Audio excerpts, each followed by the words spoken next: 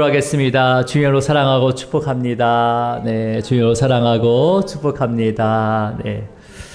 자, 오늘 말씀은 이제 예수님께서 이제 예루살렘으로 가시는 길에 제자들 70명의 제자들을 각각 세워서 전도를 보내시면서 제자들에게 당부한 말씀이 오늘 본문절입니다. 그래서 우리가 어떻게 복음을 전해야 되는지를 또 우리가 함께 상고하도록 하겠습니다.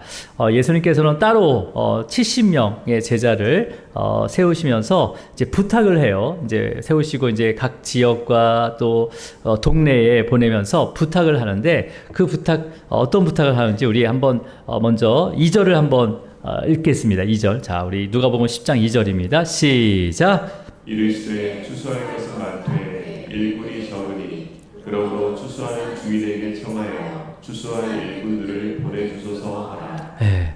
지금 뭐라고 지금 말씀하고 계십니까? 지금 추수할 것이 많다. 그래서 추수할 일꾼이 적으니까 우리 주인에게 추수할 것을 추수할 그 지역을 갖고 있는 주인에게 일꾼을 보내달라고 우리가 우리 간구해라, 부탁을 해라라고 예수님께서 말씀하십니다.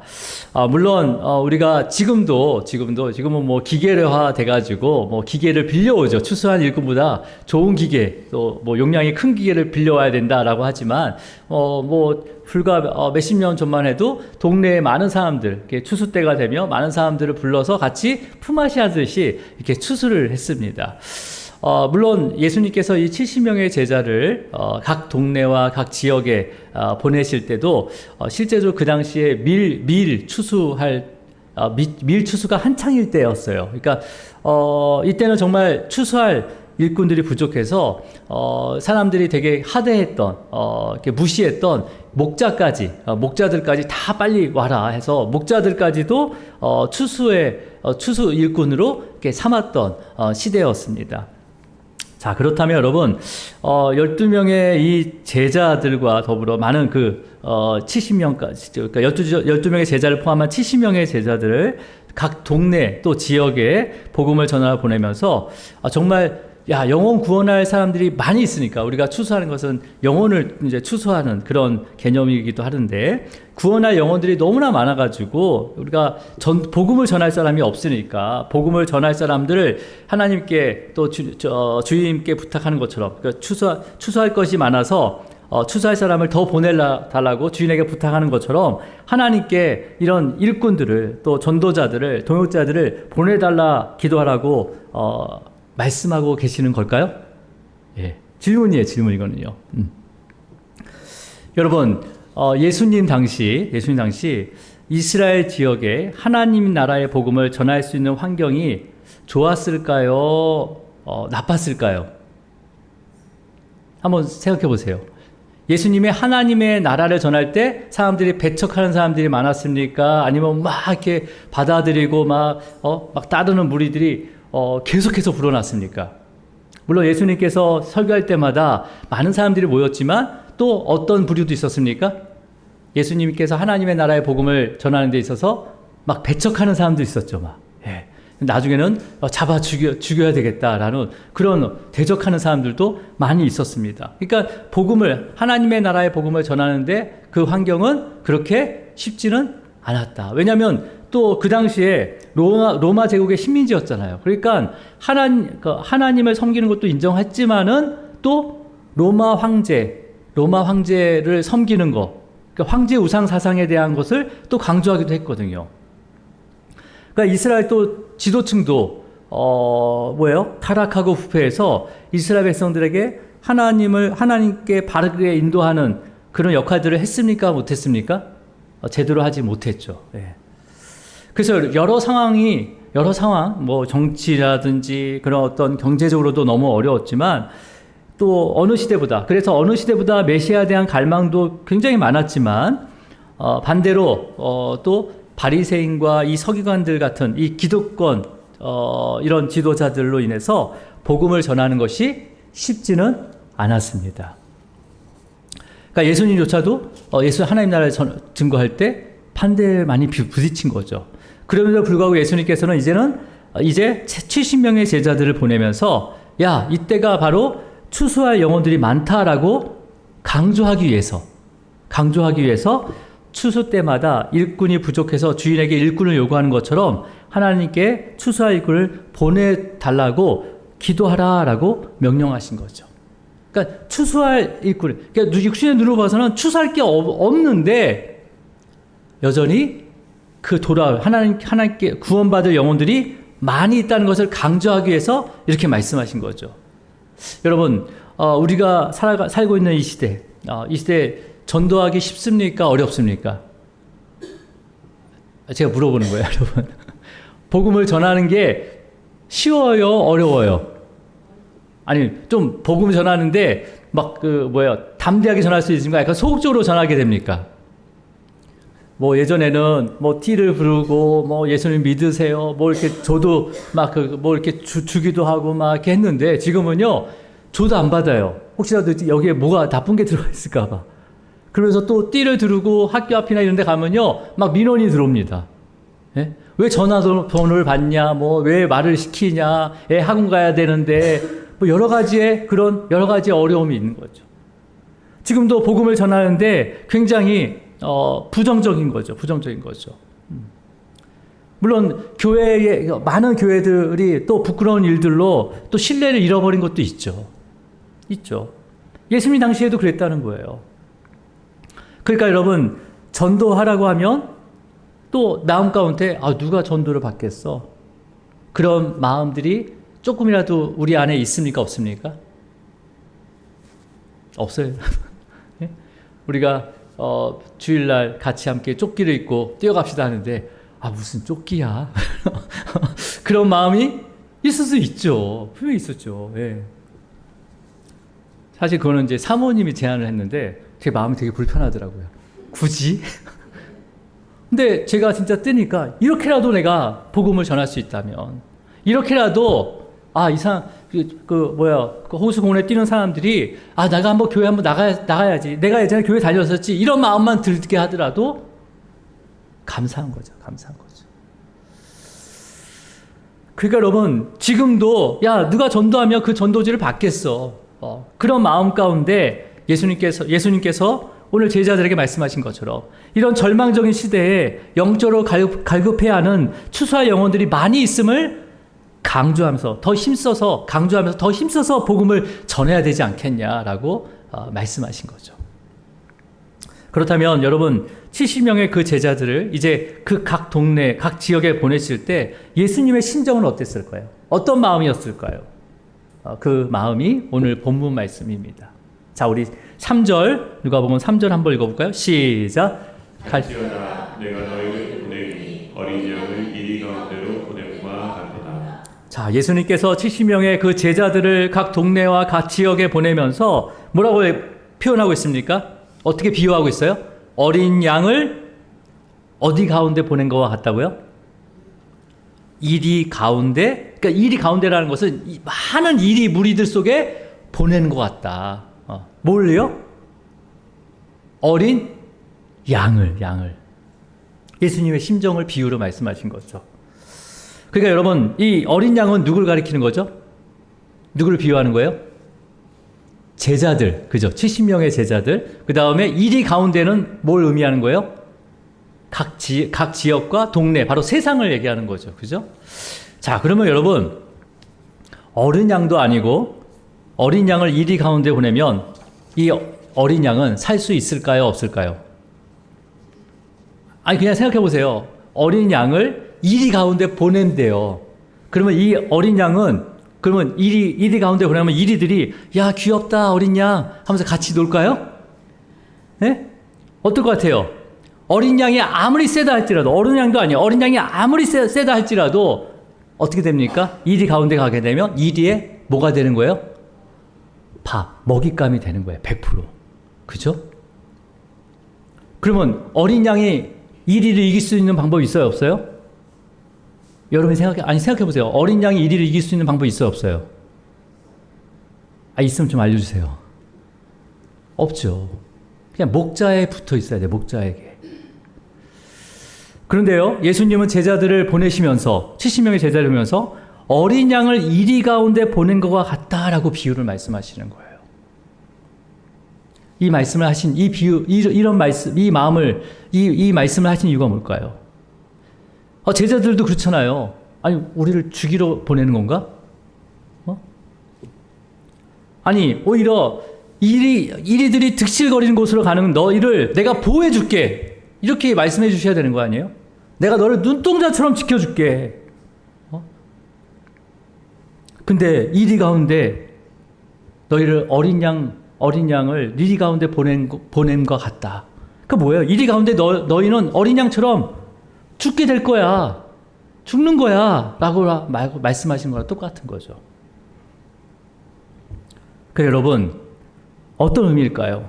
제자들이 자신들이 보내지는 그런 현장, 바로 이리들이 득실거리는 그 가운데 가서 어떻게 하라는 거예요? 어린 양같이 죽을 때만이 그 영혼들을 추수할 수 있다라고 말씀하시는 거죠. 여러분, 질문을 할게요. 지금 여러분은 어린 양으로 생각합니까? 이리로 생각합니까? 질문하는 거예요. 여러분은 어린 양이에요? 이리예요? 말을 안 하세요. 이렇게 어려운 질문이에요? 여러분은 어린 양입니까? 이리입니까? 맞아요? 그러면 예전에도 어린 양이었습니까? 이리였습니까? 예전에는, 예수님 믿기 전에는 어린 양이었어요? 이리였어요? 제가 막 강요해가지고 막 답을 얻어내는 것처럼. 예? 주님을 모를 때는 내가 이리 같은 그런 모습으로 살았을 수도 있죠. 아니면 지금도 어린 양의 탈을 쓴 이리일 수도 있죠. 이리일 수도 있죠. 그러니까 예수님께서는 이리가 어떤 습성을 갖고 있냐면 자기들끼리도 싸워요. 예? 자기들이 뜻이 맞으면 함께 모여서 뭔가 이렇게 하지만은 조금이라도 뜻이 마르면 막 물어뜯어요, 이리는요, 서로. 그러니까 여러분, 예수님께서는 제자들에게 뭐예요? 어린 양을 이리 가운데 보낸 것 같지. 사실 그 제자들도 이리 같은 삶을 살았잖아요. 그러니까 가서 서로 물어뜯지 말고 이리 같은 삶으로 복음을 전하는 것이 아니라 어린 양같이 그렇게 어떻게 하는 거예요? 죽어라. 뭐예요? 자기 부인이죠. 순종하는 거죠. 정말 어린 양같이 죽는 것처럼 복음을 전하라고 이 비유를 말씀하시는 거예요. 여러분, 자기 부인을 하지 않으면 이 복음을 전할 수 없습니다. 그죠? 세상뿐만 아니라 가정에서도, 교회에서도, 성도들 사이에서도 마찬가지예요. 이리같이 서로 으르렁거리는 것이 아니라 서로 죽기를 작정한 어린 양이 되어야 복음을 전할 수 있고 영혼을 구원할 수 있습니다. 여러분 어떠세요? 어떨 때가 많습니까? 세상뿐만 아니라 가정에서, 교회에서, 성도들 사이에서 내가 모이는 그런 여러 단체에서 정말 이리처럼 으르렁거릴 때가 많지 않아요? 내 거 뺏길까 봐? 조금이라도 내 영역을 침범할까 봐? 근데 예수님은 어린 양이 이리 가운데 보낸 것 같이라고 말씀하십니다. 하지만 세상은 어떻게 얘기합니까? 야, 나약하면 살아낼 수가 없어. 이렇게 이 험하고 악하고 험한 세상을 살아남을 수 있는 것은 강해야 돼라고 세상은 계속해서 얘기하고 있죠. 예수님 우리에게 어떠한 모습으로 가라고 합니까? 세상을 향해 어린 양같이 가라고 합니다. 어린 양같이. 여러분, 본문에 기록한 이 어린 양은 단순히 그냥 나이가 어린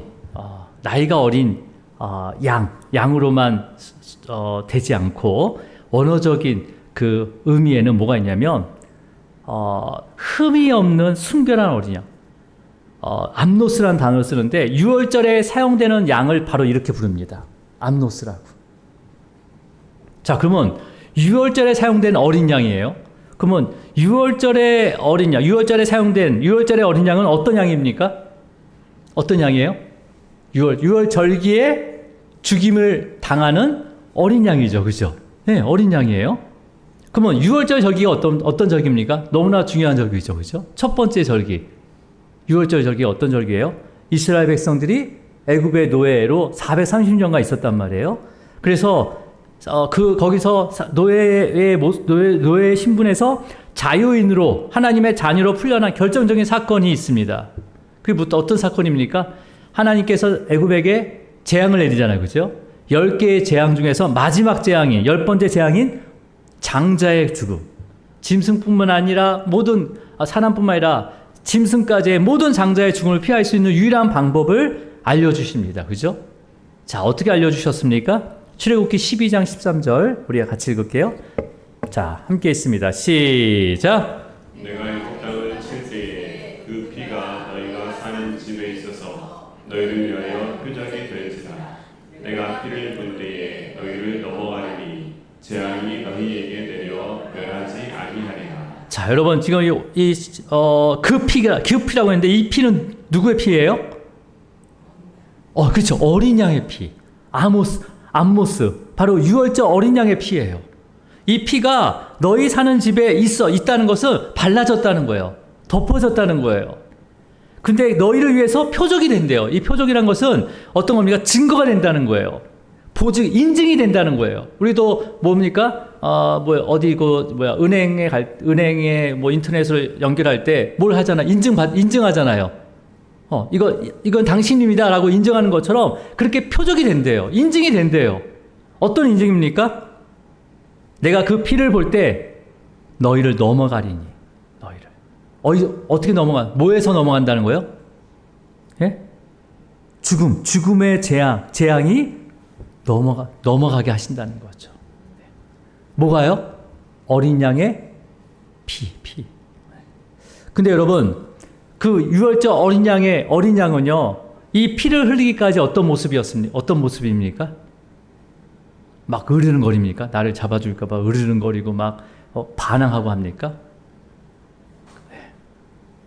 자기 주인에게 어떤 변명도 울음도 없고, 내가 왜 죽어야 하는지 불평하지도 않고, 오직 주인 뜻에 맡겨져서 단번에 그 죽임을 당합니다. 어디서? 문 앞에서. 그래서 그 문 앞에서 죽임을 당하면서 그 피가 다 튀면서 그 피를 또 좌우 임방과 문설주와 임방에 다 바르게 되는 거죠. 아주 흥건하게 바르는 거예요. 그 피를 통해서 이 안에 있는 사람 다 죽은 거구나라고 표적이 된다는 거죠. 그렇게 인정된다는 거예요. 그래서 죽음의 사자가 넘어간다는 거죠. 여러분, 예수님께서도 유월절 어린 양처럼 십자가 위에 올라가셔서 피 흘려 죽으심으로 누군지 이 보혈을 믿으면, 주님이 흐르신 이 보혈을 믿으면 죽음의 그 심판에서 넘어가도록 이 복음을 완성하여 주셨습니다. 그래서 예수님께서는요, 70명의 그 제자들에게 유월절 어린 양 같이 자기 부인과 함께 전적인 순종의 마음을 요구하고 계시는 거죠. 자, 그러면 구체적으로 어떤 순종일까요? 우리 한번 다시 본문절 누가복음 10장 4절로 하겠습니다. 4절. 자, 함께 있습니다. 시작. 전대나 배낭이나 신발을 가지지 말며 길에서 아무에게도 무난하지 말며. 자, 보세요. 어떻게 얘기합니까? 이제 어린 양같이 이리 가운데 보내지는데 너희가 어떻게 하라고 합니까? 전대와 배낭이나 신발을 가지지 말래요. 그러니까 뭐예요? 전대는 이제 돈이죠. 돈을 가지고 있는 가방이고, 배낭은 나의 옷 같은 것을 넣는 거고, 음식 같은 것을 넣는 거고, 그 다음에 또 신발을 가지고 가지 말라고 합니다. 여러분, 우리가 여행 갈 때도 이렇게 뭘 준비합니까? 캐리어, 트렁크를 준비하잖아요. 그죠? 그 다음에 트렁크에 옷도 어떻게 준비하죠? 막 집어넣는 게 아니라 내 여행 일정의 기간에 따라서 옷을 속옷도 몇 개를 넣든지 그 양이 정해지잖아요. 그죠? 그리고 또 비용도 내가 몇 끼를 먹을 것인가에 따라서 비용도 이렇게 계획 정하게 됩니다. 또 신발도 이날은 더우니까 샌들 하나랑 운동화랑 슬리퍼 이렇게 해서 몇 개를 준비하죠. 그런 것처럼 여러분, 그 당시에도 여행을 준비하려면 목적지, 정해진 목적지에 따라서 걸어가는 그 여정에 따라서 돈도 필요하고, 입을 옷도 필요하고, 신발도 여러 컬레 필요합니다. 우리가 옛날에 조선시대 때 과거로 보러 갈 때 그 선비들이 보찜을 매잖아요. 그 보찜 옆에 뭐가 매달려 있습니까? 예, 집신 같은 거 예, 매달려 있죠. 그죠? 그래서 도적들이 이 집신이 몇 개 달려있냐에 따라서 돈을 많이 가지고 있겠다 해가지고 도둑질을 했다고 하는 거예요. 개나리 보찜도 멀리 가면 어떻겠습니까? 작겠어요? 크겠어요? 커요. 그러니까 딱 봐도 저 사람은 돈이 있겠구나 하고 이렇게 했다는 거예요. 근데 지금 예수님께서는 그런 전대, 돈을 넣을 수 있는 그런 비용, 그 다음에 옷가지 같은 거, 뭐 먹을 거, 그 다음에 신발 이런 거 준비하지 말라는 거예요. 왜요? 이건 뭘 의미하는 겁니까? 예? 네가 계획하고 이런 것들을 다 내려놓으라는 거죠. 하나님의 인도하심에 순종하라는 거예요. 즉 자기 부인과 또 순종의 모습을 강조하고 있는 거예요. 그러니까 여러분, 내가 복음을 전하는 것도 내가 정하고 내가 이 사람을 전할 수 없는데 이렇게 생각하지 말라는 거죠. 하나님께서 만나게 하시면 전하면 되는 거예요. 예. 또 내 마음 가운데 저 사람 전하기 싫은데 그 사람 진짜 전해야 되는 사람이에요. 자기를 부인해야 되니까. 내 마음은 전하기 싫어요. 근데 전하기 싫은 마음이 바로 전하라는 말씀이에요. 믿으십니까?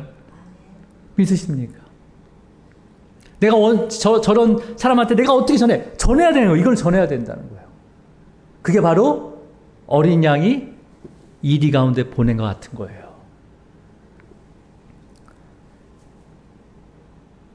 여러분, 정말 하나님의 인도함에 순종한다면 또 하나님께서는 필요한 그런 재정, 음식, 그 모든 것을 채워줄 줄 믿습니다.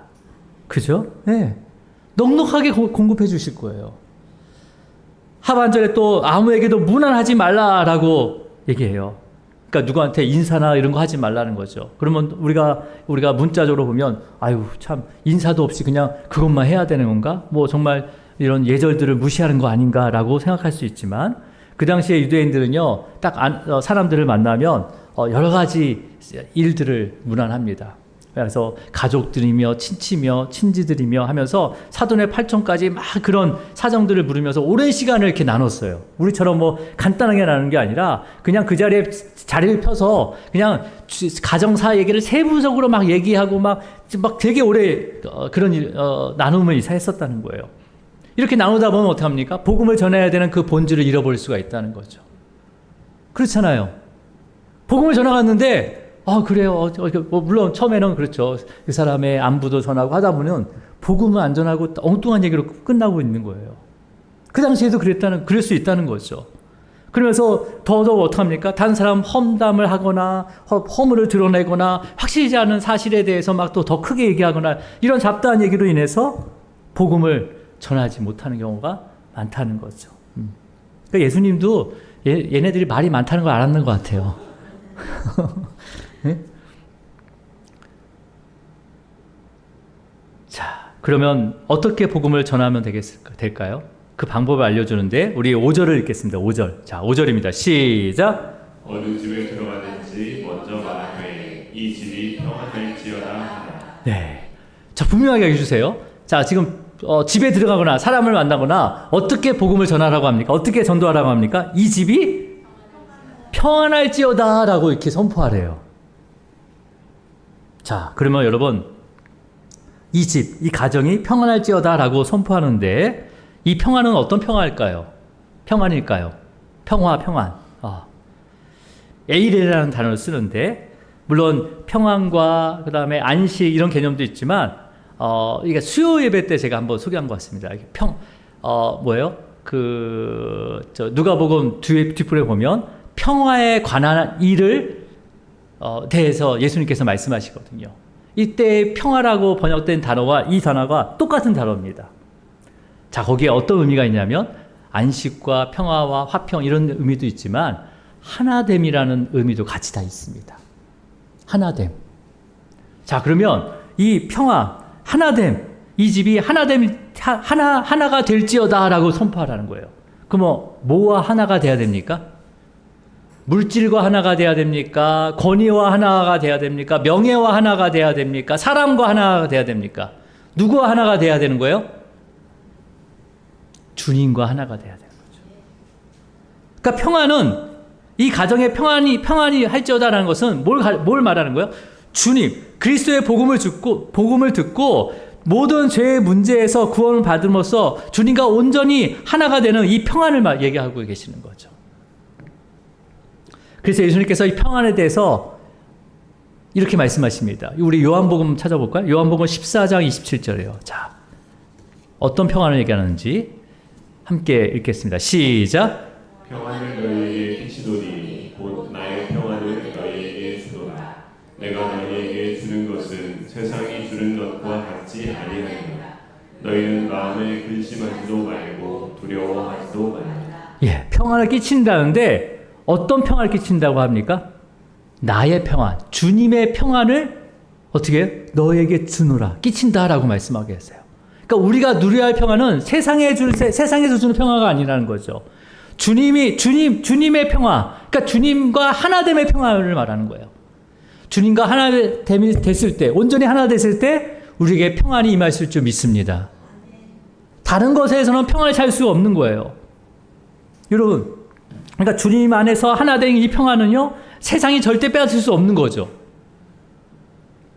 그러면 여러분, 주님 안에 하나 된 평안이 나에게 임했다는 것을 어떻게 알 수 있을까요? 가장 쉬운 방법이 뭡니까? 내 안에 감사가 있는가? 감사가 있는가? 그러니까 크로노스, 현실의 그 시간은 변하지 않아요. 그 상황들은 변하지 않아요. 하지만 카이로스, 그 은혜의 시간이 나에게 있다는 거죠. 감사함이 있다는 거죠. 네. 그게 뭐예요? 주님과 하나 된 평안이 있다는 거죠. 어떤 근심과 염려, 그 두려움이 없어지는 거예요. 여전히 두려움이 남아있다? 그건 평안한 거 아니에요. 세상에서 나이가 평안, 오히려 세상과 하나가 된 게 있는 것이 있는지를 찾아보셔야 되는 거예요. 내가한테 두려움이 있다면, 내가 세상의 어떤 것과 하나 된 평안을 누리고 있는 건가? 라고 점검해야 되는 거죠. 여러분, 영혼을 만나 복음을 전할 때 먼저 그 영혼이 주님과 하나 되는 평안이 임하기를 기도하시기 바랍니다. 선포하시기 바랍니다. 그리고 주님과 하나 된 그 평안이 임한 자들을 통해서 또 복음을 전하는 자들의 모든 필요가 채워진다는 거예요. 채워진다는 거예요. 자, 우리 7절로 한번 가볼까요? 좀 7절로 같이 읽겠습니다. 시작. 그 집에 하며 주는 것을 먹고 마시라. 일꾼이 그 삭을 받는 것이 마땅하니라. 이 집에서 저 집으로 옮기지 말라. 자, 복음을 받아들이고 주님과 하나 되는 평안을 누린 자들은 당연히 복음을 전하는 그 일꾼들과 하나가 되는 거죠. 왜냐하면 복음을 전하는 일꾼들도 주님과 하나 되는 그 평안 가운데 또 그 일들을 감당하는 거잖아요. 그러니까 주님 안에서 하나가 됐기 때문에 그 일꾼들, 주님이 그 복음을 전하는 일꾼들의 필요를 채워주는 것이 마땅하다는 거죠. 마땅하다는 거죠. 그러면서 하반절에 이 집에서 저 집으로 옮기지 말라라는 거예요. 자, 이건 너무나 현실적인 거죠. 그 당시 그 집마다 형편이 다 다를 거 아니에요. 이 집에서 내가 대접하겠습니다 하고 갔어요. 근데 또 복음을 전하다 보니까 더 잘 사는 집에서 우리가 섬기겠습니다라고 했을 때 쑥 갈 수도 있잖아요. 그죠? 네? 이쪽은 뭐예요? 반찬이 3개인데 이쪽은 5개 줘요. 그럼 여러분 어디로 가겠어요? 네? 더 많이 주는 데로 갈 수도 있잖아요. 그렇게 하지 말라는 거예요. 여러분, 우리가 죄의 본성, 여전히 죄의 본성을 가지고 있기 때문에 얼마든지 이 복음을 전하는 대상을 차별할 수 있다는 거죠. 나도 모르게 차별할 수 있다는 거예요. 업신여길 수 있다는 거죠. 여러분, 우리가 복음을 전할 때 그 복음의 대상자가 가난하든 부하든 그 신분이 높고 낮든 나이가 연소하든 많든 또 어떤 악한 자이든 이 복음은 차별 없이 주님과 하나 되는 이 평안을 전하시기를 주님으로 축복합니다. 이제 말씀을 정리하도록 하겠습니다. 여러분, 그러니까 예수님께서 이 70명의 제자들을 각 동네와 각 지역에 보내면서 하신 말씀이 뭐였습니까? 바로 어린 양을 이리 가운데 보냄과 같이라고 얘기했어요. 그렇죠? 이건 뭘 얘기합니까? 자기 부인과 온전한 하나님의 순종을, 주님의 하나님의 그 인도하심에 순종해서 복음을, 하나님과 하나 된 복음, 평안의 복음을 전하라라는 말씀인 거죠. 자, 그렇다면 이 말씀을 물론 이 바울 사도도 다 베드로에게 들었을 거예요. 또 복음서를 통해서도 또 접했을 겁니다. 그러면서 바울은요, 로마에 보내는 편지, 로마 교회에 있는 성도들에게 보내는 편지에 이렇게 권면을 합니다. 여러분이 너무나 잘 아시는 말씀인데, 자, 로마서 12장 1절입니다. 12장 1절. 우리 같이 읽겠습니다. 12장 1절입니다. 함께 읽습니다. 시작. 그러므로 형제들아, 내가 하나님의 모든 자비하심으로 너희를 권하노니 너희 몸을 하나님이 기뻐하시는 거룩한 산 제물로 드리니 이는 너희가 드릴 영적 예배니라. 예, 지금 바울이 로마에 있는 교회의 성도들에게 권면하고 있어요. 어떻게 권하고 있습니까? 너희 몸을, 너희의 삶을 하나님이 기뻐하시는 거룩한 산 제물로 드리라라고 얘기합니다. 여러분, 자, 근데 여러분, 재물은 어떻게 되는 거죠? 재물은 어떻게 해서 드려야 됩니까? 그렇죠. 모든 재물은 죽어야 하죠. 그죠? 죽어야 합니다. 왜요? 왜 죽어야 됩니까? 그 재물은 죄를 전가받았기 때문에. 맞습니까? 자, 전가받았어요. 그런데 우리의 모든 죄를 예수님께서 전가받으시고 유월절 어린 양 같이 죽으셨습니다. 그죠? 자, 이것을 믿는다면 우리의 몸은 어떻게 됩니까? 죽을 수 있어요? 없어요? 죽을 수는 없지만 어떻게 드려져야 되는 거예요? 이제는 그렇죠. 산 제물로 드려질 수가 있는 거죠. 네. 그러니까 여러분, 우리가 하나님이 기뻐하시는 거룩한 산 제물이 되기 위해서는 우리에게 어떤 믿음이 있어야 됩니까? 나의 모든 죄를 전가받고 유월절 어린 양처럼 죽으신 하나님이 기뻐하시는 아들이신 예수님과 하나 되는 그 믿음과 평안이 있어야 되는 거죠. 그죠? 예. 예수님과 하나 된 믿음, 예수님과 하나 된 평안이 오늘 예배드리는 모든 성도님과 자녀들에게 임하기를 축복합니다. 그러면 여러분, 오늘 이 70명의 제자들, 예수님께서 각 동네와 지역에 보낸 이 70명의 제자들 이름이 하나하나 언급되어 있지 않았습니다. 그죠? 누가 하는지 몰라요, 사실은요. 하지만 분명한 것은 이 모두가, 이들이 어린 양같이 자기를 부인하면서 하나님의 말씀에 순종하면서 자기가 가지고 왔던 전대와 배낭과 신발을 다 내려놨다는 거예요. 내려놓고 이리 가운데로 들어가서 하나님과 하나 된 이 평안을 선포하면서 예수님이 주신 그 권위와 이름으로 또 병도 고치고 귀신을 쫓아내면서 복음을 전할 수 있었습니다. 그래서 누가복음 10장 이 뒤 후반전에는 그런 내용들이 나와요. 여러분, 이 말씀은, 주님께서 주신 말씀은 지금도 우리에게 말씀하고 계십니다. 주님을 다시 오시는 그날까지 정말 주님께서 명령하신 대로 우리가 어떤 모습으로, 뭐같이? 어린 양같이. 그냥 어린 양의 탈을 쓴 일의 모습이 아니라 어린 양같이 순종함으로 또 자기 부인을 통해서 세상이라는 그 이리 가운데 하나님의 그 복음을 힘써 전하는 우리 귀한 성도님이 되기를 주님으로 축원합니다. 기도하겠습니다. 주님 아버지 감사합니다.